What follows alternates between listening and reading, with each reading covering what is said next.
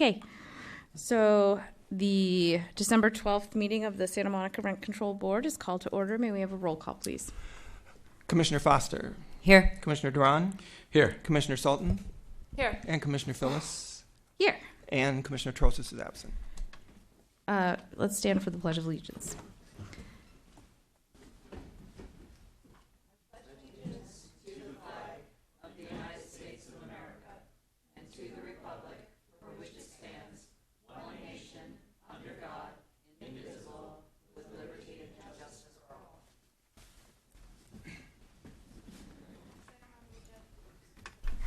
Next item on the agenda is approval of the minutes from November 14th, 2019. Could everyone please take a look at the minutes, and I will entertain a motion to approve. I've reviewed the minutes, and I will move to approve. Someone else who was here? I'll second that. Okay. Voice vote? All in favor? Aye. Motion's approved. I abstained because I was not present at the November 14th meeting. Next item on the agenda is item 6, special agenda items. This consists of announcements pertaining to the Rent Control Board. Can we please hear from our Executive Director? Yes, good evening, board members and members of the public. The only thing I wanted to mention this evening is that since your last meeting, we held the Landlord-Tenant Forum with the City Attorney's Office and also a presenter from Code Enforcement. It was very well attended. People told us that they felt they learned a lot. We always go over new issues, both this time we were talking about changes in local legislation as well as state legislation. Ms. Golden-Gieler just mentioned to me this evening that she thought it was a very good seminar. She really enjoyed it. So I want to thank Mr. Costello, who presented on our behalf, and also information analyst Karen Evans, who presented for us. That's always a really good seminar. So I have a question. just wanted to let you know. Is that seminar being made available on video playback on the internet? Yes, we actually had it taped by City TV, so I don't know that it is available yet. Dan tells me it's up on the website. So. I think that's really important for people to know, and maybe we should put a link prominently on our website to things that are available to be reviewed. Sure. By people who can't attend. All right, thank you. Thank you. Anyone else? Okay, next item on the agenda is public comment. This is a time for members of the public to address the board on issues that are not currently on the agenda. And right now we have one speaker for public comment, Miss Elaine Golden-Gieler, and you've requested 1 minute.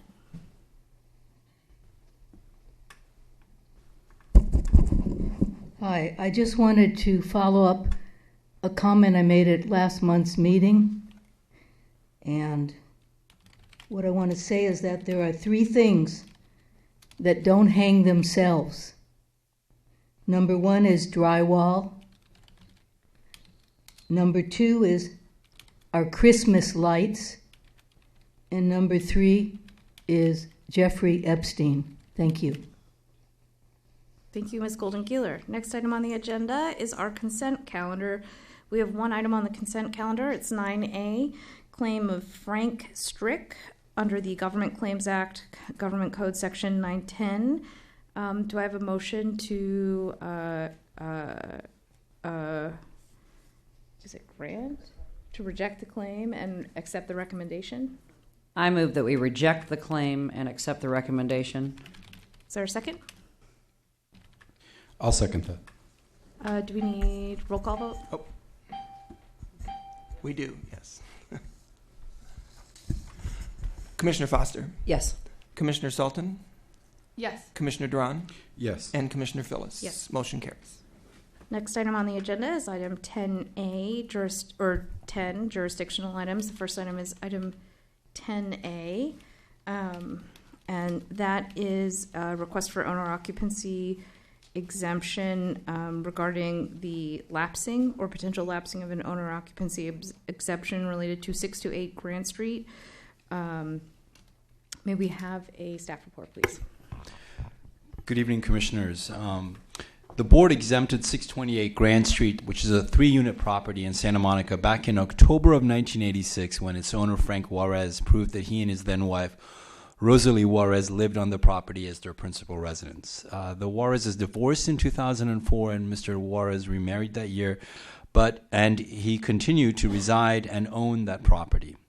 As part of the board's exemption monitoring system, staff sent Mr. Juarez annual certification forms in 2017 and 2018, but the board never received either form in return. The board also received an uncorroborated claim that Mr. Juarez no longer principally resides on the property. Staff sent Mr. Juarez an initial notice that his exemption had lapsed because of his failure to return the certifications, and Mr. Juarez responded. He said that he lived on the property as his principal residence, though he sometimes stayed with his current wife at her place in Whittier. He explained that he was a Vietnam War vet who had been diagnosed with PTSD, and he receives regular treatment at West LA VA, and for that reason, as well as others, including his community activism, it works for him to maintain a separate home from his wife here in Santa Monica. Staff sent the hearings investigator to visit the property. A person who identified herself as a tenant of Unit C said that Mr. Juarez's son lives on the property in Unit B. And so when the investigator knocked on the door of Unit B, a woman answered and said that she was running late for an appointment and she couldn't speak, and she shut the door. Because neither the investigation nor Mr. Juarez's response had definitively settled the matter, the case was referred by staff to the hearings department for an evidentiary hearing. At the hearing, Mr. Juarez's witnesses provided what the hearing officer deemed as credible testimony that he continued to reside on the property as his principal residence. His son testified at length about how his father had lived on the property his entire life and returned to it after serving in Vietnam. He said that his father worked for General Telephone, became involved in the local community, ran for city council here twice in the 80s, and when the son was shot at his clothing store and developed PTSD, his father also came to know that he suffered from the same syndrome, and he began receiving treatments at West LA VA, which continue to this day. Mr. Juarez Jr. said that his father lives with him and his wife in their apartment, and although some nights his father stays with his wife at her place in Whittier, his father shows units to prospective renters and helps with property maintenance. His father also helps with his grandkids and picks them up from school. Because they have a lot of family in Santa Monica, his father regularly attends events and celebrations here. And Mr. Juarez Jr. stated that he does not know why the board never received the certifications because he is the one who actually mailed them for his father himself. Mr. Oscar de la Torre, a friend of Mr. Juarez Jr., testified that he had known Mr. Juarez his entire life. He pointed out that it was Mr. Juarez who had awarded him with an award for leadership back in school on behalf of the League of United Latin American Citizens. Mr. Juarez also serves on the board of the community organization that he founded, and they often meet weekly at Mr. Juarez's home. He said that Mr. Juarez's growing activism on behalf of vets had resulted in meetings with Mr. de la Torre at his house, at Mr. Juarez's home, and Mr. de la Torre testified that he would often see him in his pajamas and slippers when they were meeting there. Manny Mendelson testified that his mother lives around the corner from the Juarez family, and he often stops by on the way to visit her. He sees Mr. Juarez out in front about a few times a week playing with his grandchildren and dog, and he also sees Mr. Juarez's truck at least half the time when he walks by. Ryan Thompson said that he was an activist on behalf of veterans, and he had worked extensively with Mr. Juarez on this issue. He has visited him at least 8 times at his home from February to October of last year to meet with him, and during those visits he had seen Mr. Juarez's personal effects in the home as well as his dog. Irena Asalde, who is a tenant in Unit C, testified that she's not really able to hear noises from Unit B downstairs very often, but she had seen Mr. Juarez coming and going about 3 to 4 times a week. Mr. Skogmo, who is a tenant in Unit A, the other unit in the property, testified that he sees Mr. Juarez a few times a month, but that he sees his truck in the driveway about 3 times a week. Given that record, the preponderance of the evidence shows that Mr. Juarez continues to reside in his Santa Monica apartment as his principal residence. Staff therefore recommends the board adopt the hearing officer's determination that the exemption has not lapsed, as well as the hearing officer's findings of fact, and conclusions of law. Thank you. Mr. Juarez and Mr. Shin,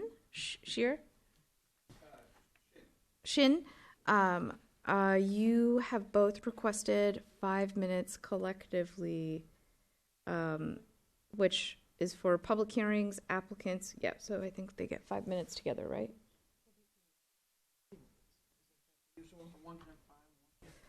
Oh, I thought that you, sorry. And his attorney. So together, 5. Right. Correct, I'm sorry.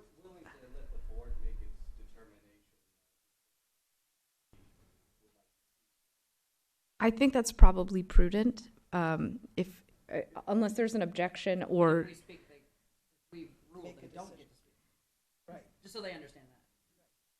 I mean, if you've made a decision, then They can't speak. what's their... okay, well, I think I have a way to fix this. I'm going to make a motion that we grant, or that we adopt the recommendations. And if the motion fails, then we'll go back to the speakers list. So I'm going to make a recommendation that we adopt the recommendation that the owner occupancy exemption has not lapsed. Second. Any need for discussion? Commissioner Duran, Yes. Commissioner Salton, Yes. Commissioner Foster, Yes. and Commissioner Phyllis. Yes. Motion carries. Thank you. Okay, next. Next item, thank you. Next item on the agenda is an appeal. It's item 10B, D5166, related to 2721 Second Street, Unit 115. Appellants E. Walter and T. Walter, who are tenants. They appealed the denial of a rent decrease for alleged reduction in housing services. And we have, may we have a staff report, please? Certainly. Commissioners, Ellen Walter moved into Unit 115 on this property back in January of 1983, and her husband, Bill Walter, moved in sometime after.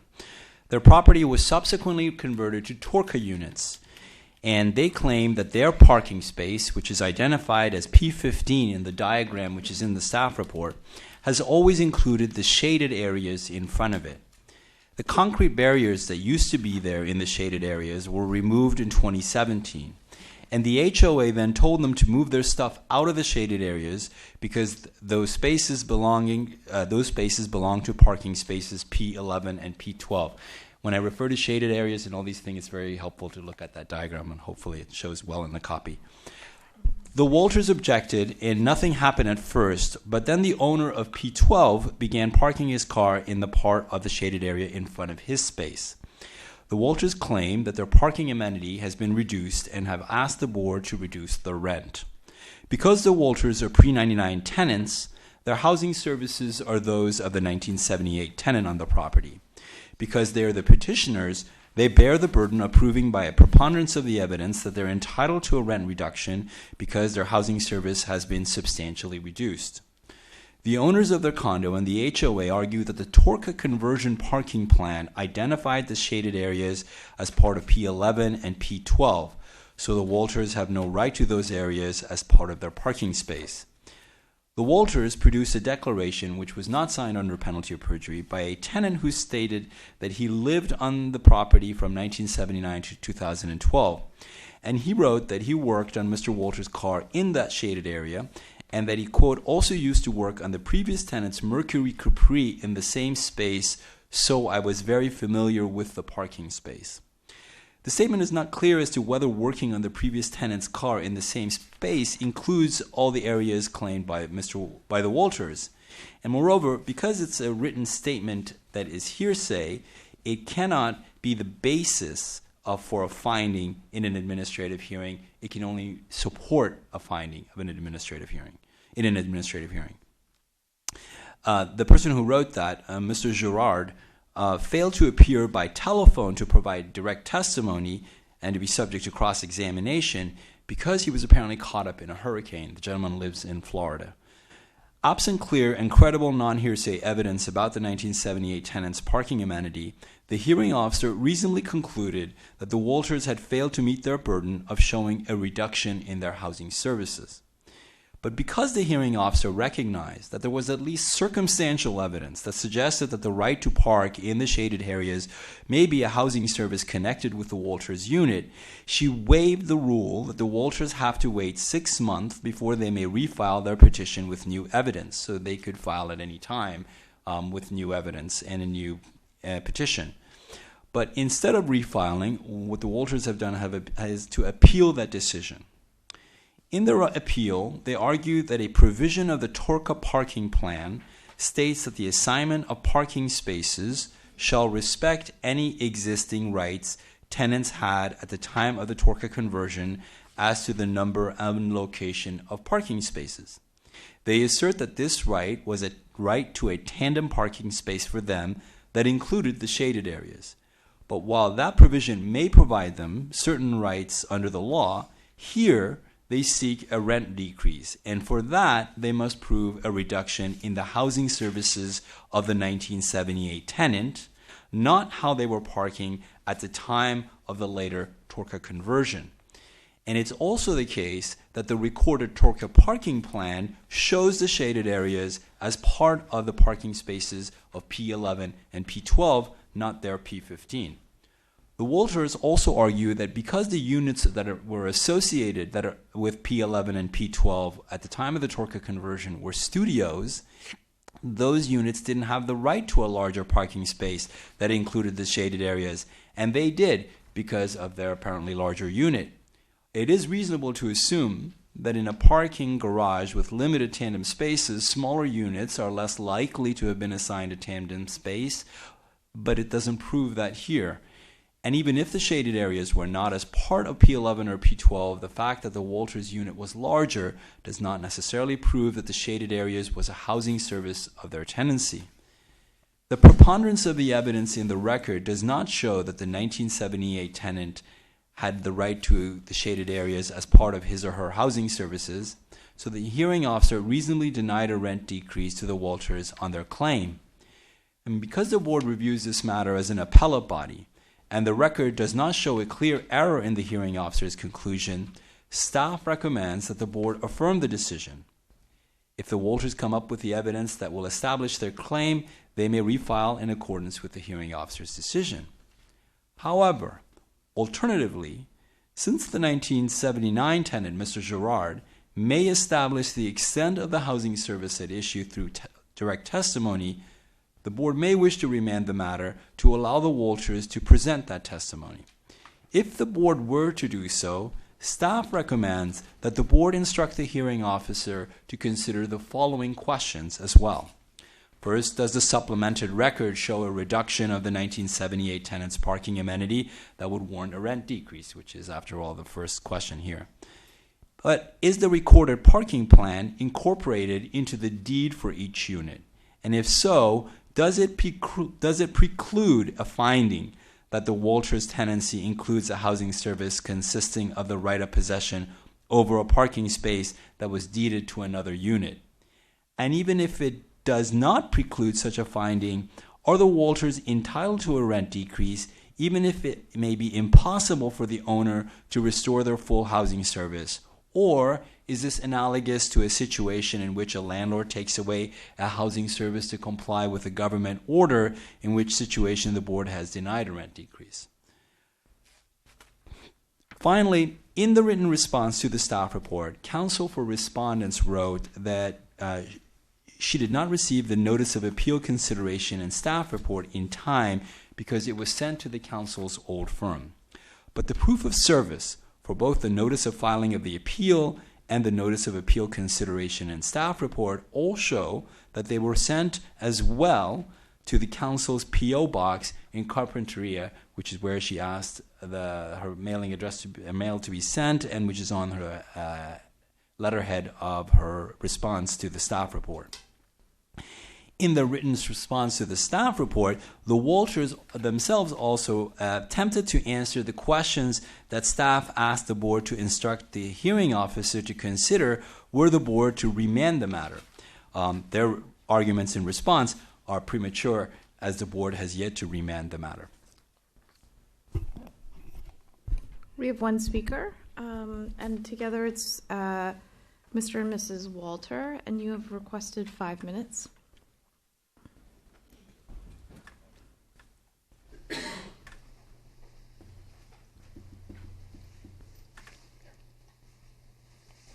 Hi.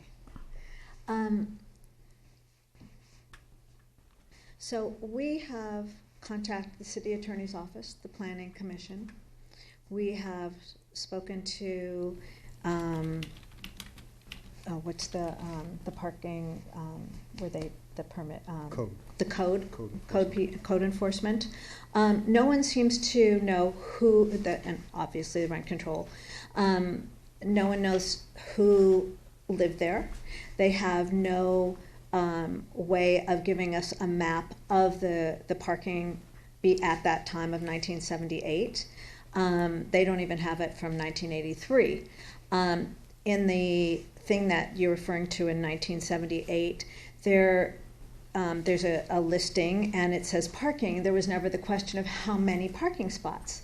So none of that is listed. And I understand that we're supposed to come up with it, but if the city and all those departments don't have it, I'm not sure how we're supposed to. We did find one of the other tenants. He did work on my husband's car, and he did say he worked on her car. He gave us a name. Her name is Judy Coven. We tried to contact. We had defunct phone numbers and multiple addresses. So at this point, and he reached somebody, did not verify whether it was her husband, if they had lived in 2721 2nd Street, and would not return my calls or his calls. So we're kind of at a dead end, but we have been living there since 1983. We've never had an issue with any of the tenants until 2017 when the HOA decided to remove the blocks, the cement stops. Up until then, even if they thought it was theirs, they couldn't enter it. There was a cement block on both of them, across both of them, and the subject never ever came up. So for them to all of a sudden go, oh, because the HOA removed it, we're not asking to take away their spot. Their spot is still there. We're just asking for the spot that we've been using for 36 years to continue to be our spot. It doesn't intrude on theirs. And my understanding is the HOA, who does have in their CC&Rs have the right to assign parking, they also, there's a statute in California statutes of 5 years, and they never brought it up, they never challenged it, they never did anything, and the conversion was in 1992, and no one brought up any question as to our rights to parking until those cement blocks were removed. And all of a sudden that becomes an issue. One last thing I want to add. In talking with various people about the parking, the only thing that I've heard that's definite is the parking arrangement in the garage is supposed to be maintained. It has not been maintained. A lot of it's been changed, it's been restriped differently, the cement stops have been removed. So I would think that if it had been maintained, there would be no problem. There would be no question. So that's, anything else?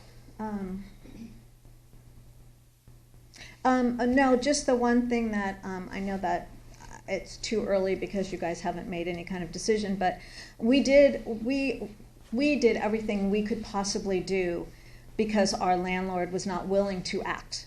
And I mean, that's when we wrote to the city attorney and the planning commission, and the code violation people, and our last alternative was to ask for a rent reduction. And really, we asked for the rent reduction to try to get him to act and make a phone call and say, this is my property, it's been there since, I've had it since 92 or 93 or whenever his group took over. And he chose not to. And I don't understand that. It's his benefit to have two spots as much as our benefit. And anybody who is in this during the summer, parking on 2nd Street is beyond a mess.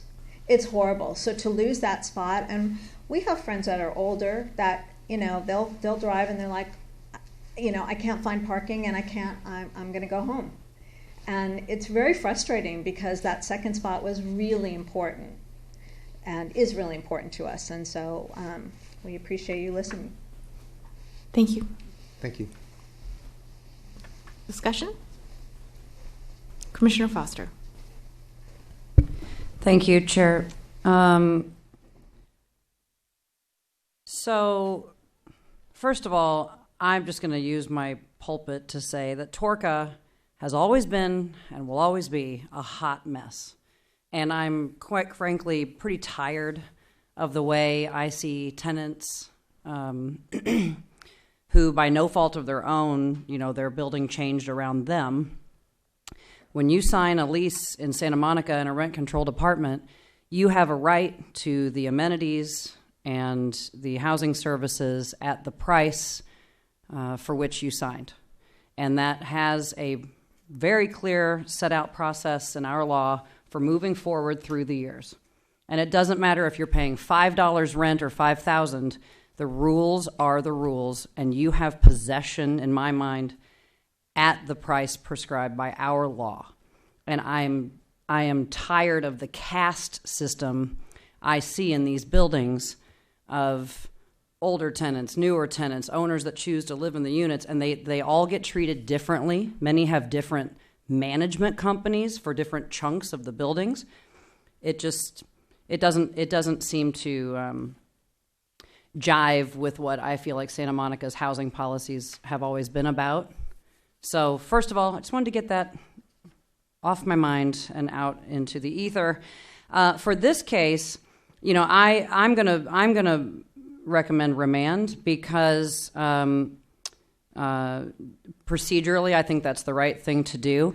But I think there's no question in my mind that finding Mr. Gerard and letting him testify, letting that record become complete, would seem to make perfect sense. Also, there are some things in the record that I wish that I had seen from the hearing officer or from the investigation. And since you're letting us ask questions, I'm going to include mine. The concrete barriers were up for 30 plus years, and whoever is in P12, we have no evidence in the record of when that condo was sold, because if part of the possible argument is, are they deed restricted to certain units? Well, that hasn't been established, for the person who has usurped their space. I've seen no evidence at all in the case as to when that unit was sold. Was this an attempt to sweeten the pot by selling that unit with more parking that it didn't have before? I feel like that would have been relevant information maybe to help the hearing officer reach their decision. I think there's just plenty of room to examine this case a little more, and I'm going to vote to remand. Thank you for your time. Commissioner Duran. Yeah, I also feel that allowing for Mr.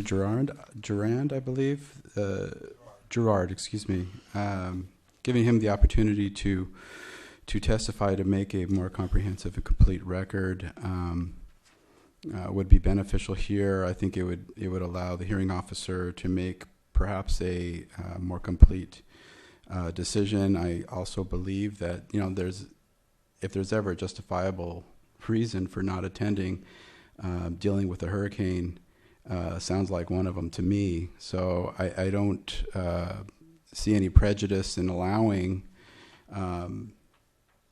that testimony to take place, and then let the hearing officer have another opportunity to make a determination based on that added information. So as I see it, I think I also am inclined to vote for remand at this point. So I'm going to recognize myself. I have just a question for staff. Is there any rule that circumstantial evidence is insufficient to meet the preponderance of the evidence standard?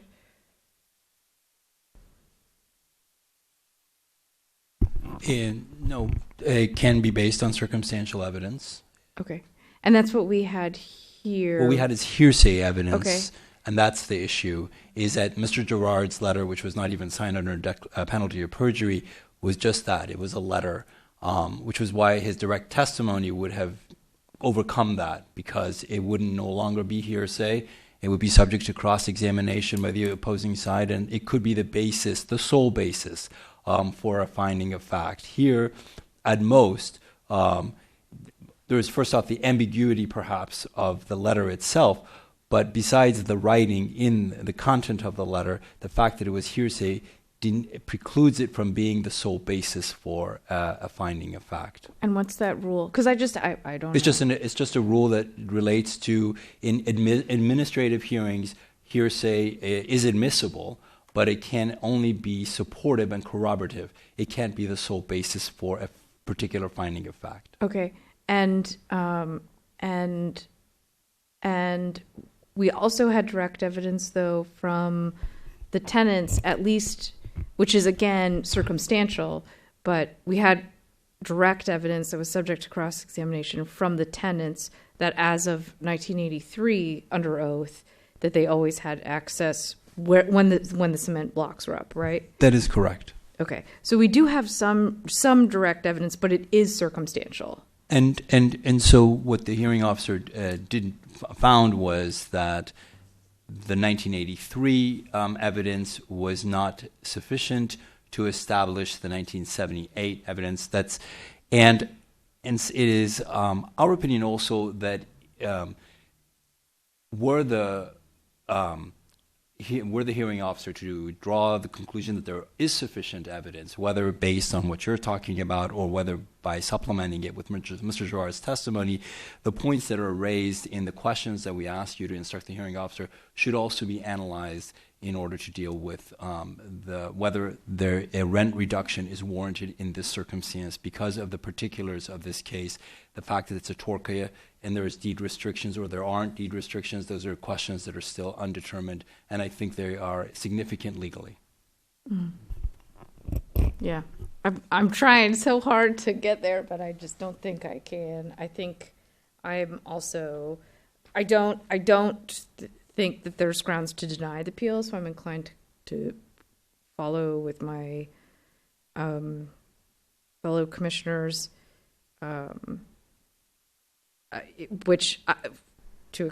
can you explain the significance of what that would mean, I guess, to the tenants? I think it would be helpful to understand that it doesn't like kill their appeal. It just means they have to go back and show a little bit more. I presume right? you're talking about remand. Yes. So what that would mean is that there would be presumably a supplemental hearing that would be convened to provide the opportunity to provide additional evidence. Specifically in this case, I think the purpose of it would be to get Mr. Girard to testify again by telephone, and then for the analysis to then ensue by the hearing officer given the instructions that the board has handed. And will the hearing officer be the one to examine the deeds like that presumably are recorded with the county or the city to look to see how the unit, who needs to procure that evidence? Which evidence are you referring to? When you were talking about the deed restrictions for the units and the associations of the parking space? Well, it is the HOA and the landlord's attorney who have raised the issue of the deed restrictions as a reason why the parking spaces belong to particular units. And so it would, since they are the ones who are putting that forward, if they want to show that in fact they, however they want to argue their case, then they're the ones who have to establish that these units have parking spaces which are deed restricted to them, and then to also supplement the argument as to why that's dispositive in this case. Okay, so because to my mind, it sounds like what the tenants, in terms of their responsibility in trying to meet this preponderance of the evidence standard that we're having a little trouble with, what the tenants will need to do is try to obtain the testimony of Mr. Girard or anyone else who was in the building around 1978 to show who was using those units and when, which I realize is tricky because it's a long time ago. But when we remand, I just want to make sure that it's clear what the respective obligations are, because I know this is really confusing. Right. I'm confident the hearing officer would be aware of who would be responsible for producing what evidence, and then to proceed based on the record that is then established in the supplemental hearings, should you remand the matter. Okay. Anyone else? Commissioner Foster? I have a question for staff. In regards to the complex world of TORCA, because we've had numerous cases before this board, and I've had numerous interactions in the community with various people who have different experiences in TORCA buildings. Just for my edification, isn't it true that when a building converts, however it converts, existing tenants who did not or could not exercise their right to purchase, nothing is supposed to change for them? So to be, Even if a deed restriction was, like if a condo was sold next to them later that promised 10 parking spaces, but that would require taking them away from someone who we could establish, if it's established, had the amenity to that space, can you take away something in the process of a TORCA conversion? That is, in fact, what we're asking for the hearing officer to analyze. That's what I would like to know, too. Right. Thank you. Commissioner Duran. I have a question. Oh, sorry. Oh, sorry, go ahead. I was just going to say that the city will have within their documents, although the tenants said that they asked for this and the planning department wasn't able to provide it, but there is a TORCA conversion agreement for each TORCA project. And so the hearing officer can certainly obtain that and take a look at that, what it says. You're correct that when TORCA was passed, it provided protections for participating tenants, which these tenants would have been participating tenants there in the building at the time of the conversion. They have special protections. They can't be evicted for owner occupancy. If, in fact, an amenity like a parking space, which was provided in 78, is taken away, the board can grant rent reductions. We can't force the owner to give the parking space back, but we can grant rent reductions. So the hearing officer can obtain the TORCA agreement for this property. Commissioner Duran. I want to be clear about what exactly was asked on appeal and what we're remanding back, because I fear that with some of these bullet points that were raised to take back for the hearing examiner, they may not be on point as to the issue that was appealed.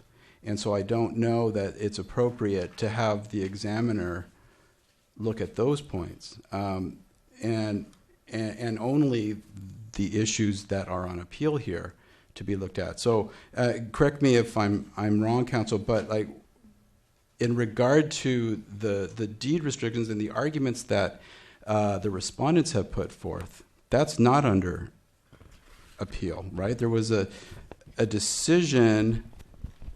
So what is appealing, what the tenants have appealed is the decision to deny, correct? Right. And the hearing officer reached that decision because the hearing officer found that there was insufficient evidence to establish the 1978 housing service.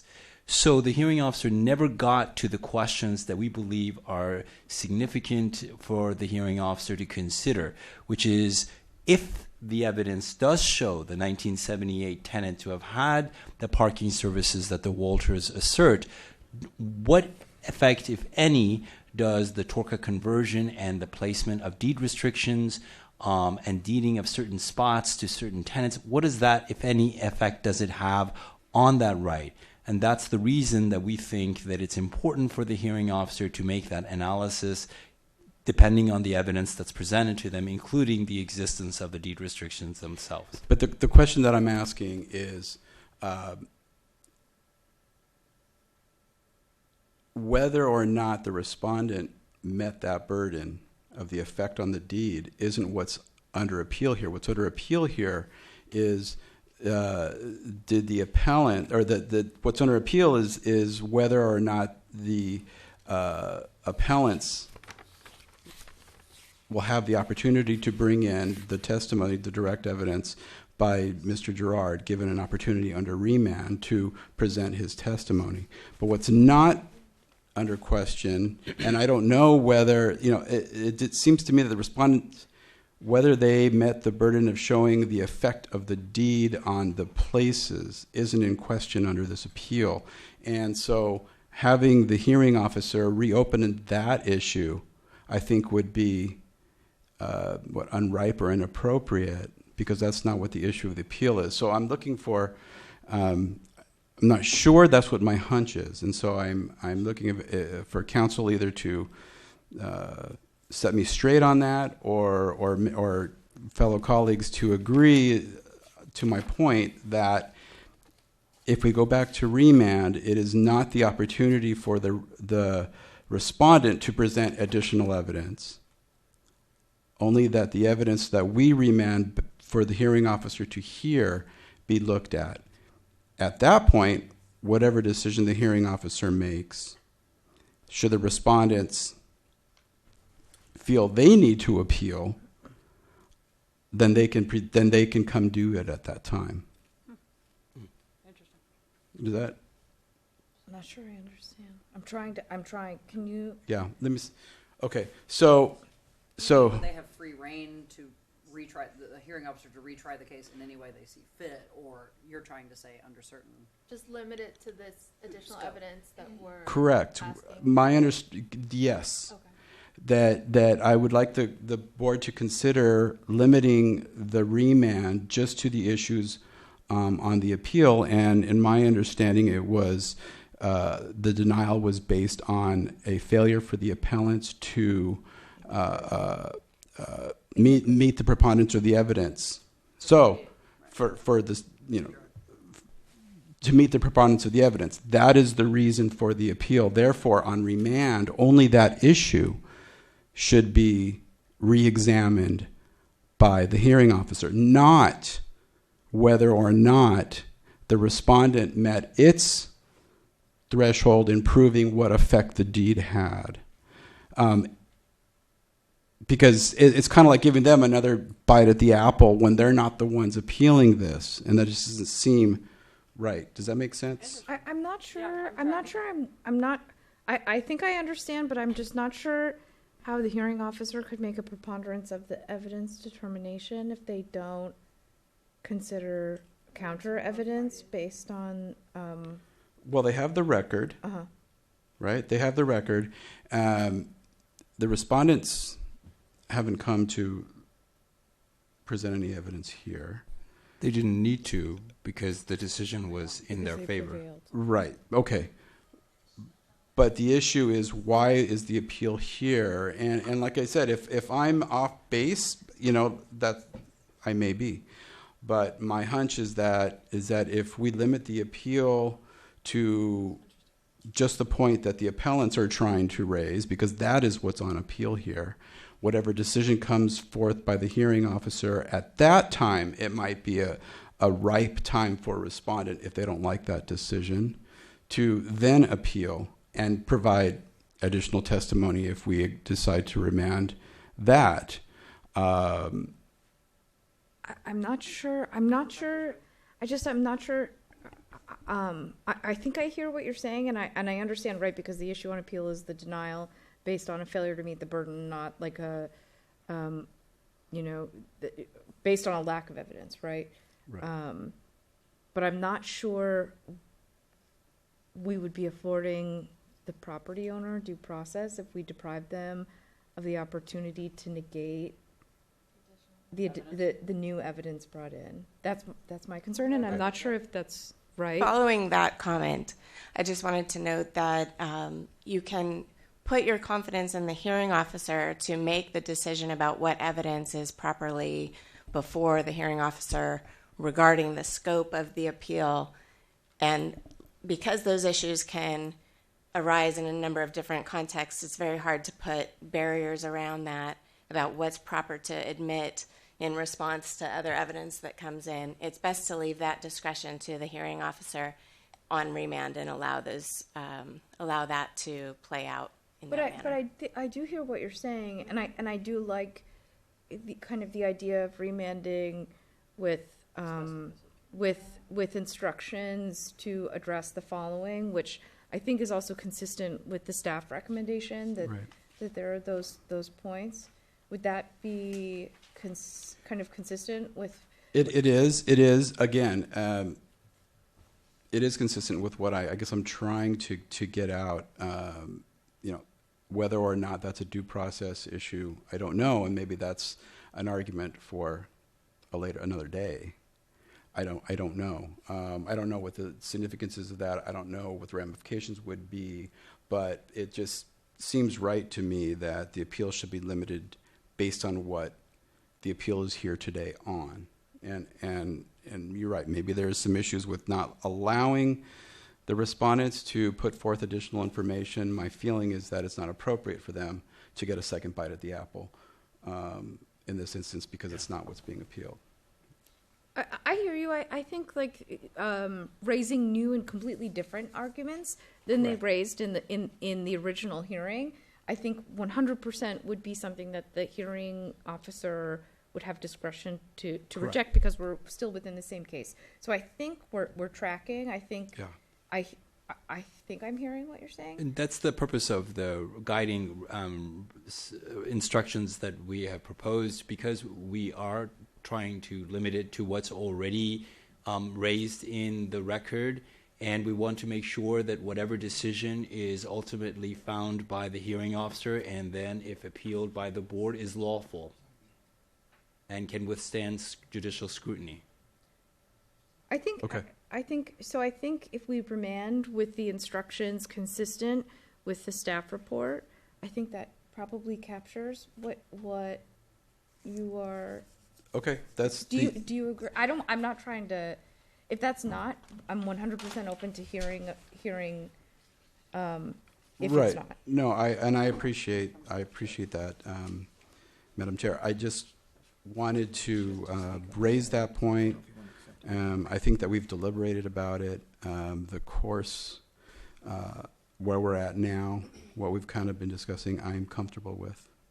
And of course, I respect and appreciate the information and the knowledge that the hearing officers all have in regard to the job that they do. So it's not raising a question about that. It was just the concern of opening the door, the floodgates for additional testimony for when that may not be appropriate. That was my concern.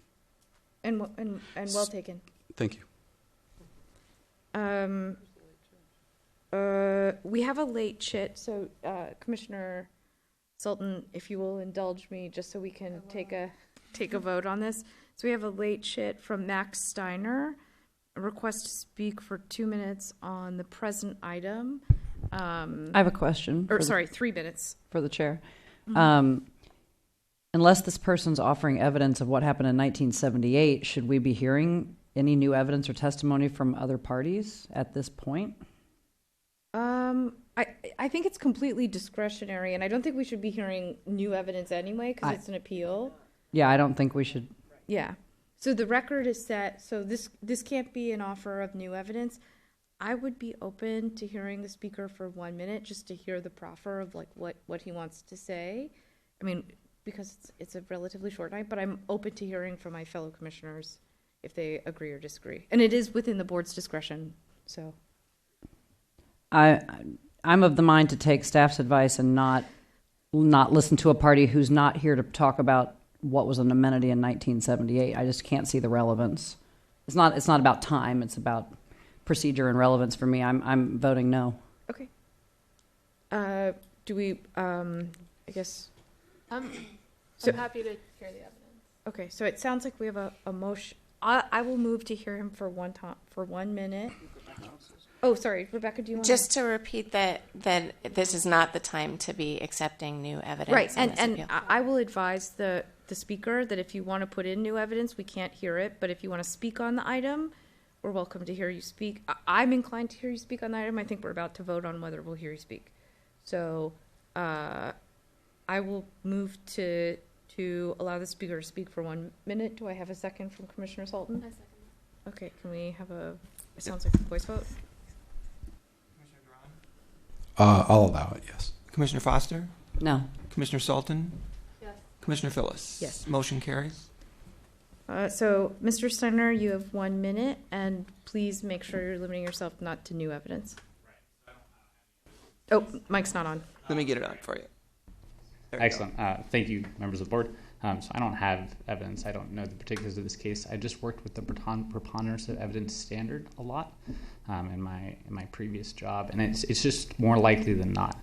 And I think that would really help shape like this understanding of the issue. Like, is it more likely than not that the petitioners had possession of a space that they should not have had for 25 plus years without the HOA charging them for it? And I think that's untrue, right? I think that given that they had possession of this space for 30 years, it's more likely than not that they were entitled to that space when they signed the deed, right? And so you're kind of making them jump through a lot of administrative hurdles.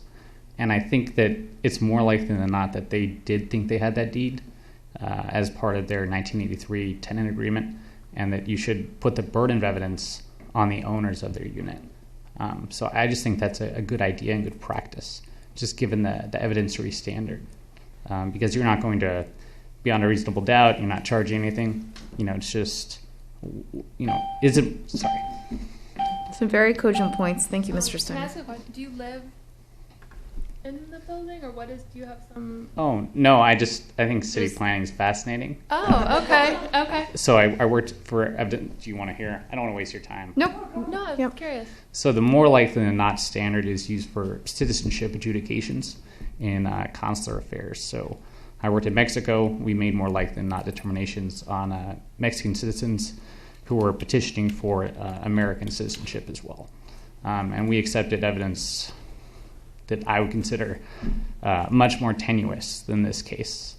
I just think that these tenants lived somewhere for 30 years. No one challenged them for their space until they moved it. And then to say like, oh, well, maybe you never had it in the first place, that seems unlikely, right? I think that the owner of that unit would be charging them for what they were entitled to, or at least challenging them. So that's my take on this issue. Thank you. Thank you, Mr. Steiner. I did actually. Commissioner Sultan. So just a question for staff. I feel like I'm still pretty new to this stuff, even though apparently I've been up here for close to a year. A year, actually. So I know that the standard on appeal for us is like clear error. Correct. Is there any sort of standard for like remand, or just No, the and board, anytime we feel like there's a need for more evidence, we can. In this situation, because of the particulars of the fact that the hearing officer actually waived the 6-month rule and said that they could refile, and because of the specifics of the testimony of Mr. Gerard not having been available because of a hurricane, it seemed to be a scenario where staff felt that you may want to remand the matter rather than have the process go through a petition again.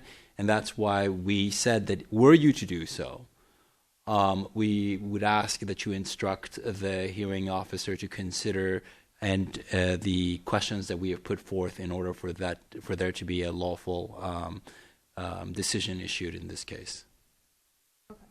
So in theory, in any case, obviously the facts aren't going to be exactly the same, but right. It's very fact specific. I think, okay. and the specifics of the fact in this record is one that we thought would be appropriate if the board felt that it wanted to develop that record further based on the testimony that was unable to be given because of no fault of the witness. thank you.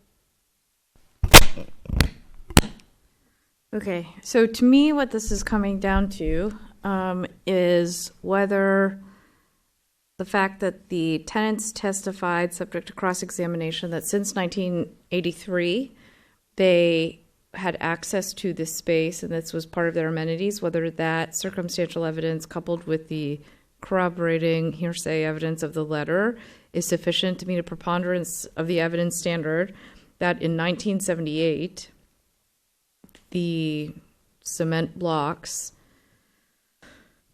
spaces were attached to P15 and not P11 and P12, right? That's the issue. So it's slightly different, I think, than like, do they have the rights? Have they historically always have the rights? It's like, did they have the rights in 1978? I'm still really close on, just because I think that if they had the rights in 1983 and they've put on evidence that they've had the right since 1983, they've been undisturbed since 1983, do we have any reason to believe that there was any material change between 1978 and 1983? No, but that's not, there's no finding for the tenant, there's no dollar amount established, nothing established.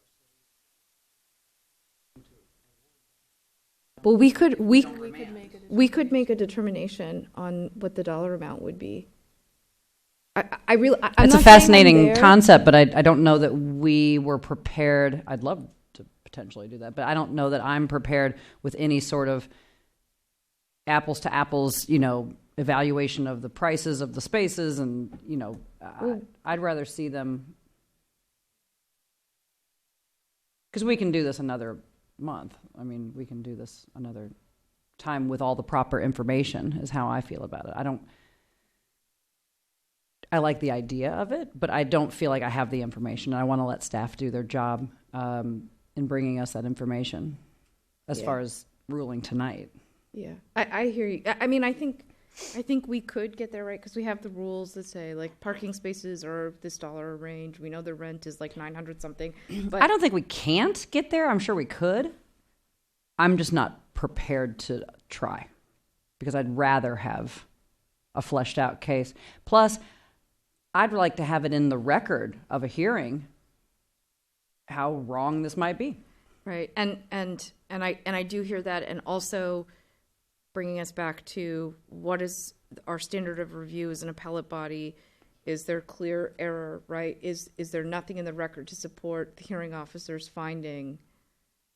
And that's really hard to get there, especially given the amount of debate that we've had. So I'm really trying to get there, but I just don't think I guess can. for my part, staff's recommendation to remand and the hearing officer's willingness to waive indicates that they too aren't satisfied with the way this all possibly shook out on technicality. So I think of all the options available to us, which is either reject the appeal, grant the appeal, remand, or enter a finding right now today, I think remanding gives staff a chance to do their job. And I realize this is, a little bit of delay for the tenants, but I think long term this may benefit you, because you don't want a decision that's subject to attack, including in a court. So we're really trying to get there, and I know the hearing officer will. I think you have a good sense of where you need to go, and I think I'm ready to vote on this, unless anyone else would like to be heard. I see you're in the queue, Commissioner Graham. Yeah, just briefly. I mean, it may. I think that remanding is the deliberate approach that's going to create more information. On the other hand, it might not produce any more information. Maybe they can't get a hold of Mr. Gerard. Maybe they can't get that direct testimony. And in any event, it may come up to us again, and we might have we'll to have the chance to do this all over right. again. But it may also give us the opportunity to hear direct evidence from Mr. Gerard, which might make this a slam dunk as opposed to a half court shot, so to speak. I don't know, bad analogy, but anyway, I think remanding is the way to go. Okay, I will entertain a motion. I move that we remand the case back to the hearings department with the specific instructions that they work to establish, or to allow the opportunity for evidence to establish the 1978 amenity. I also, for one, would like to examine, or hope that they would examine the events that took place during the Torca conversion, and I think for the public record and for the public's benefit to hear about amenity retention when a condo conversion takes place. Right. Is there any friendly amendment to that, to add instruction? I'd second your motion.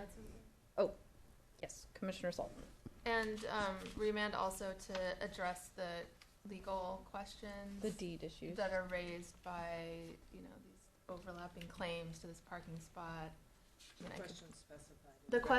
i.e. the question specified in the recommendation that I can't seem to. That's a friendly amendment. Yeah. Is that friendly to Should the I- seconder? Do I need to read the question? No. I don't think so. Yeah. Is So there's the- 4 questions specified in the recommendation. Plus Commissioner Plus, Foster's right. additional. Is that friendly to you? The seconder? Totally friendly. Was I the seconder? Or, okay. You beat her to it. So. Okay. Okay. Ready for a vote? Okay. Commissioner Duran, Yes. Commissioner Salton, Yes. Commissioner Foster, Yes. and Commissioner Phyllis. Yes. Motion carries.